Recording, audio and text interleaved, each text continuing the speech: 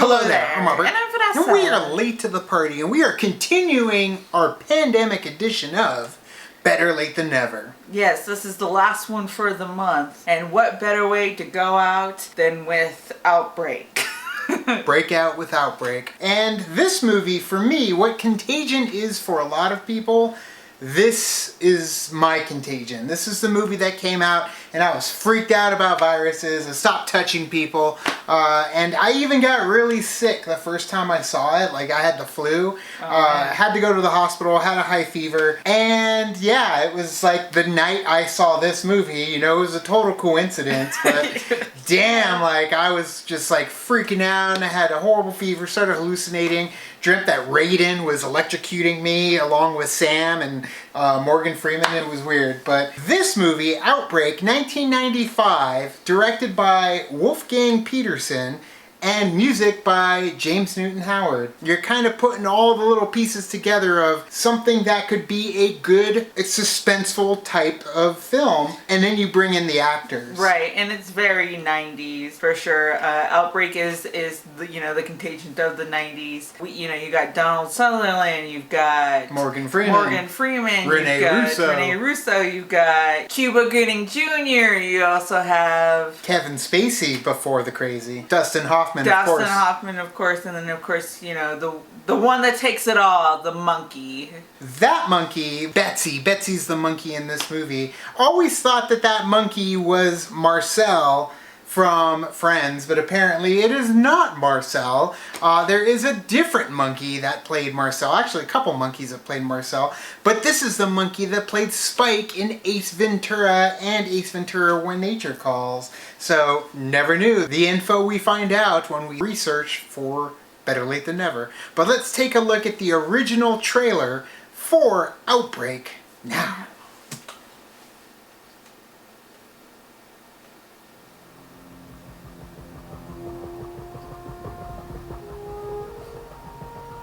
In a remote African jungle, a small monkey is captured.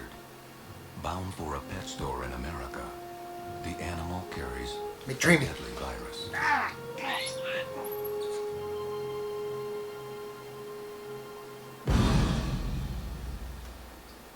I know that some of us have doubts about what we're about to do. We'd be less than human if we didn't. But the fate of the nation, perhaps the world, is in our hands. We cannot. Good old Morgan Freeman doing the voiceover. Yeah, the I'm narration. confident that each of you will do his duty. God forgive us. Your town is being quarantined. Cedar Creek. 19 dead. You got 100 more infected. It's spreading like a brush fire. What are you talking about? If one of them's got it, then 10 of them have got it now. And if one of them gets out of Cedar Creek, we have a very interesting problem. We're in deep fucking shit. Definitely are in deep fucking 16 shit. million Americans will be dead or dying. I'm leaving with the team in an hour. From the heart of a small California town Damn it, Sam. I want to save these people same as you. to the inner circle of power in Washington. The most optimistic projection for the spread of the Amazing virus scene is with JT Walsh. 24 hours, 36 hours, 48 hours. The greatest medical crisis of all time We can't stop it. begins. It's Kevin Spacey. Try to remain calm. Many people are dying and are going to continue to die unless we find this monkey. There will be panic the likes of which we There have it never is. seen. There you are!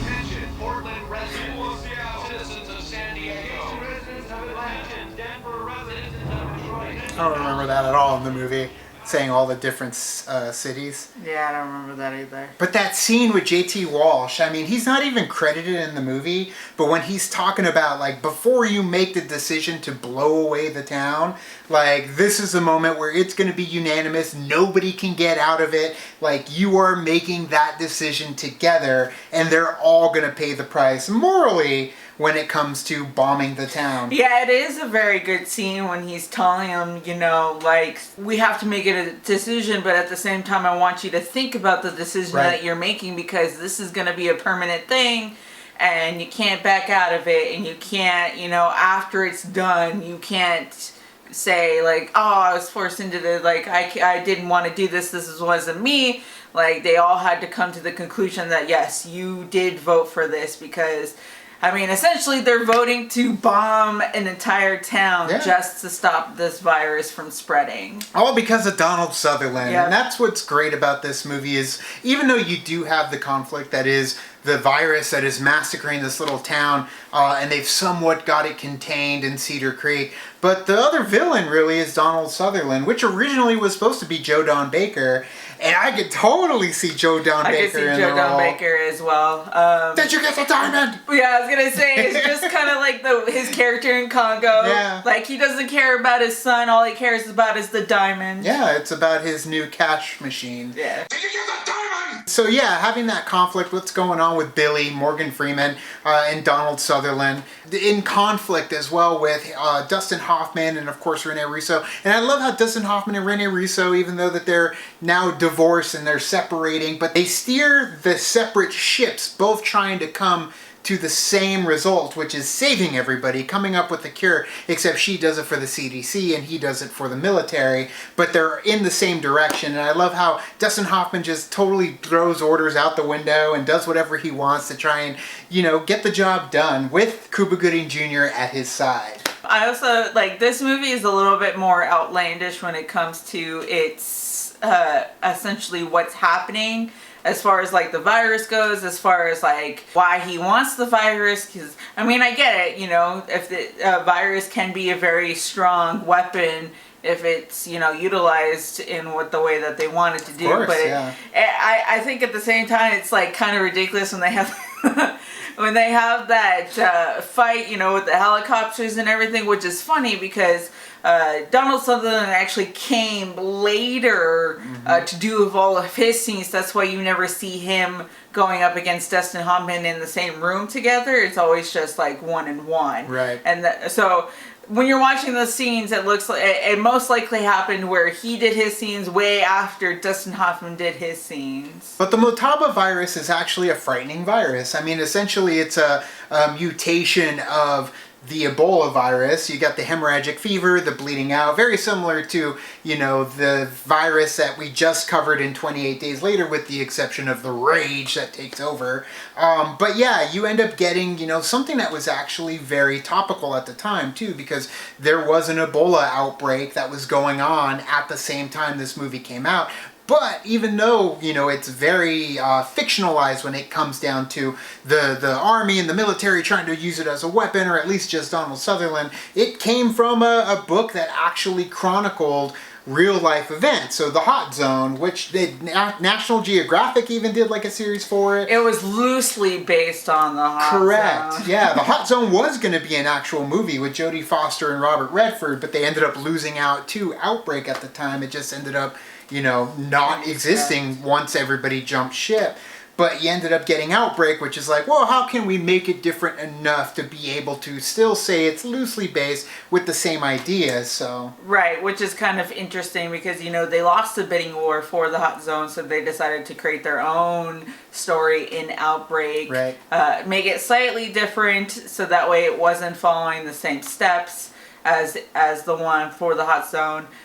Which is interesting. I also think it's very interesting that they also wanted to get Harrison Ford for the character of Sam, which is Dustin Hoffman's character, right. Which I feel like would be a completely different movie. Yeah. In the sense because, you know, when it comes to different actors, those actors come with baggage essentially when they go into different movies. Sure. Granted, with Harrison Ford, he couldn't do it because he was doing Clear and Present Danger. Right. Luckily, later on, he does team up with Wolfgang Peterson later in Air Force One, which is fantastic. Get off my plane.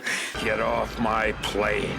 So it works out in the end. And I do love that it doesn't feel like when we go into a movie with Harrison Ford, it's a Harrison Ford movie, you know? He's the man at the front and center. But with this one, even though we all knew who Dustin Hoffman was, but at the same time, it felt ensemble. It felt like an ensemble cast. Everybody had something to contribute. When you lose members or the virus gets into them, it does feel like you're losing a member of the ensemble to where it's scary. You know, it's like a slasher flick when people go one by one as you go through through the movie and you're like, oh man, who's going to be next? Anybody's possibly of dropping dead, and you know it ends up happening in this movie, and then you've got that race to the finish trying to get Betsy back. And I love how they actually shoot this movie in terms of transitioning from one person to an entire town.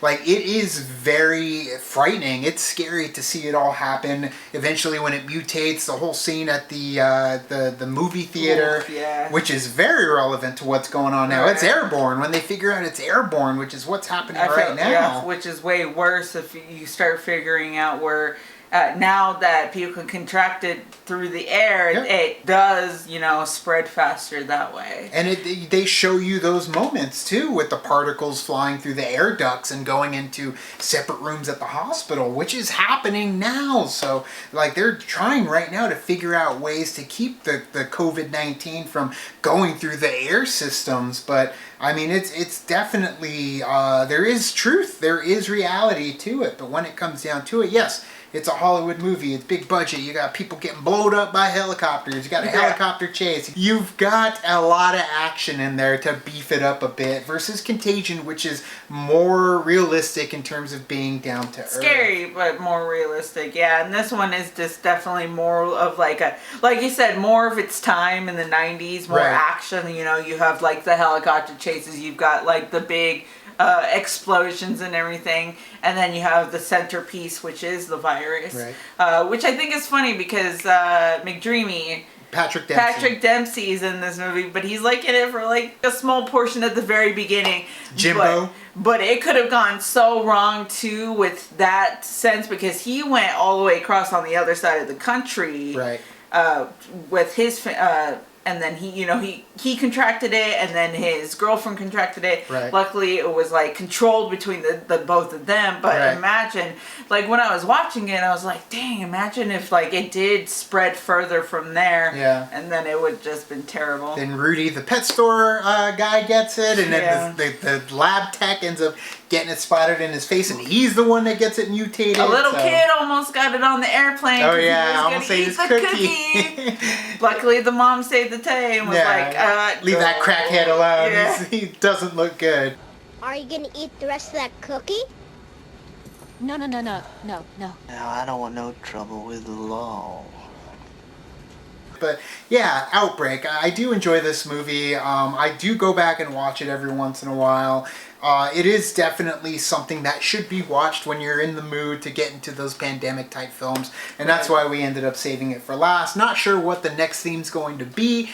Travis probably won't be back for the time being until everything is cleared up, but we know certain places, certain states are starting to alleviate the tension when it comes to keeping everyone quarantined, but we're going to still stick it out and stay inside as long as we possibly can, but keep bringing content for you guys through this medium. So thanks to everybody who watched all our Better Late Than Nevers, but the pandemic episodes that came out. You can also like and subscribe. And do the thing on our Facebook, Twitter, Tumblr, Instagram, Stardust. All the social networking gin joints, you know where they are. Kick into the party, fuel the party, keep the party going on our Patreon.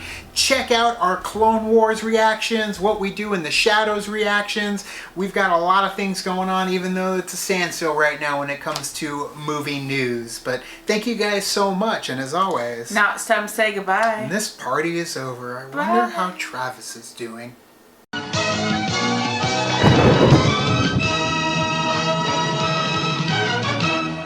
I got my mask on. I'm ready to go to the store. It's getting kind of hard to breathe in here, though. Really hard to breathe.